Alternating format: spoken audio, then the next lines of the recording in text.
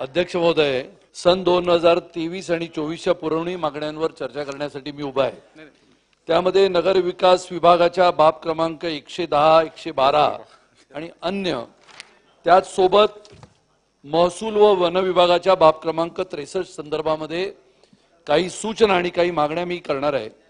अध्यक्ष महोदय, महसूल आणि वन विभागाच्या खात्यामध्ये जर आपण लक्ष देऊन बघितलं तर त्यामध्ये असं म्हटलंय की मिनी ट्रेन संजय गांधी राष्ट्रीय उद्यान बोरिवली हा प्रस्तावित केलेला निधी आहे अध्यक्ष महोदय। पण जर आपण नॅशनल पार्क मध्ये गेलो, जिथे आपण गेल्यानंतर सकाळी जवळजवळ हजारो लोक त्या नॅशनल पार्क मध्ये फिरायला येतात। संजय गांधी राष्ट्रीय उद्यानामध्ये शनिवार आणि रविवारी जवळजवळ 20 ते 25 हजार लोक येतात। अध्यक्ष महोदय, आपल्या मार्फत माझी सरकारकडे मागणी आहे की जिथे माथेरानसारखी एक मिनी ट्रेन होती आणि त्या मिनी ट्रेन मधून आपण गेल्यानंतर संपूर्णपणाने व्याघ्र दर्शन, सिंहाचं दर्शन अशा पद्धतीने लहान मुला मुलींना तो एक व्याघ्र सफारीचा आनंद घेता यायचा। त्यामुळे अध्यक्ष महोदय, माझी मागणी आपल्याकडे आहे की वन विभागामध्ये ज्या तरतुदींचा आपण आग्रह करतो ती सन्माननीय वनमंत्र्यांनी ती तरतूद करावी आणि नॅशनल पार्क म्हणजे संजय गांधी राष्ट्रीय उद्यानामध्ये वनीकरणासोबत सहलीला येणाऱ्या आपल्या लहान मुला मुलींसाठी ती ट्रेन, छोटीशी ट्रेन आहे, ती लवकर सुरू करावी अशी माझी विनंती आहे। अध्यक्ष महोदय, महसूल विभागाच्या माध्यमातून माझी अशी मागणी आहे की आपण अनेक वेळेला सरकारी जमिनी या महसुलाच्या माध्यमातून म्हणजे महसूल विभागाच्या माध्यमातून अनेक संस्थांना देतो आणि अध्यक्ष महोदय, या सरकारी जमिनी दिल्यानंतर संस्थांना अट घातली जाते। सन्माननीय महसूल मंत्री इथे बसले आहेत आणि पूर्व महसूल मंत्री सन्माननीय चंद्रकांत दादा पाटील साहेब पण इथे बसले आहेत। आपण जर त्या सरकारी जमिनींवर शाळा, कॉलेज किंवा संस्थांच्या माध्यमातून सोसायट्या बनवतो, त्याला कालांतराने 2 वर्ष, 3 वर्ष, 5 वर्ष लागतात अध्यक्ष महोदय। पण अशा काही संस्था असतात की ज्या वर्षानुवर्ष 2003 पासून 2023 पर्यंत एकाही कॉलेजची वीट रचत नाहीत, त्यांना तिथे क्रिकेटच्या ग्राउंडवर कमर्शियल त्याचा वापर करण्यासाठी अनुमती सरकार देते का, हा माझा प्रश्न आहे। कारण की जर आपल्याला बांधकामाला उशीर झाला अध्यक्ष महोदय, सन्माननीय पूर्व महसूल मंत्र्यांना याची कल्पना आहे की आपल्याला जर उशीर झाला तर सरकारच्या माध्यमातून आपल्याला 50-50 लाख रुपयाचा दंड होतो। अनेक संस्था तो दंड भरतात, बांधकामाला उशीर होतो म्हणून।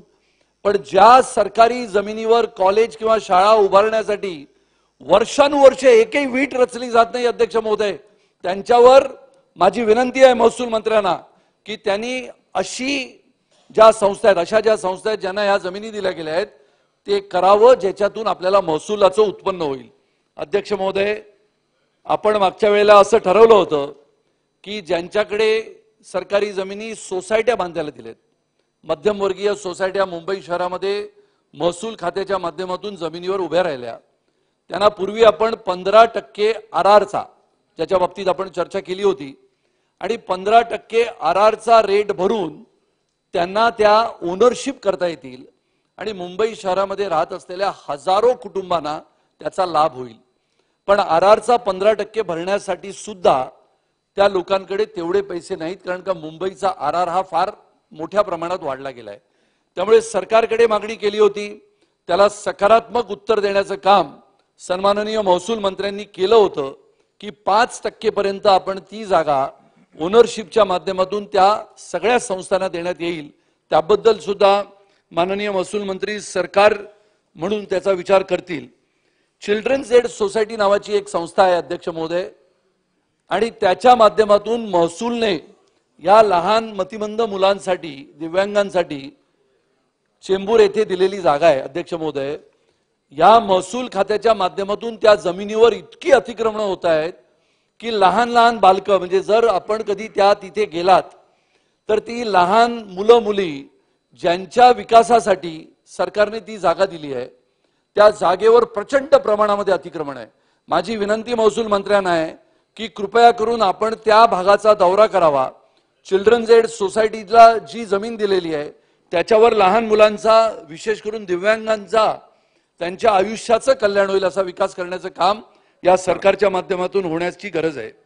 आणि म्हणून वन खात्यामध्ये एक गोष्ट अशी आहे अध्यक्ष महोदय, मुंबईमध्ये बोरिवली असेल, कांदिवली असेल, मालाड असेल, आपल्या सगळ्यांना कल्पना आहे की मुंबई शहरामध्ये कुत्र्यांनी जवळजवळ 12 लाख लोकांना चावा घेतला. सगळ्यांना माहिती आहे कुत्र्यापासून किती त्रास होतोय आपल्या सगळ्यांना, आणि लहान लहान मुलांच्या मागे कुत्रे लागतात. पण आता मुंबई शहरामध्ये बोरिवली, कांदिवली, दहिसर, मागाठणे इथे माकडांचा उपद्रव झालाय. अध्यक्ष महोदय, ट्रेन केलेली माकडं जशी असतात तशी ती घरामध्ये येतात, फ्रीज उघडतात. तुम्ही जर काही बोललात तर गँग 40-50ची हल्ला करते. माझी आपल्या मार्फत सरकारला विनंती आहे की याच्यामध्ये वन खात्याच्या माध्यमातून आपण खरोखर जर तुम्ही बघाल तो 20-20 मजल्यापर्यंत चढत येतात. त्यामुळे याच्यात सुद्धा आपण निर्णय घेऊन वन खात्याच्या माध्यमातून अधिकाऱ्यांना ते अधिकार दिले पाहिजेत. आता आपल्याकडे त्यांना पिंजरे लावण्याचे सुद्धा अधिकार आले आहेत. त्यामुळे माझी विनंती आपल्याला आहे. त्याच सोबत नगर विकास विभागाच्या माध्यमातून सन्माननीय अध्यक्ष महोदय, माझी आपणास विनंती आहे की मुंबई शहरामध्ये आपण प्रदूषणाच्या गोष्टी करतो.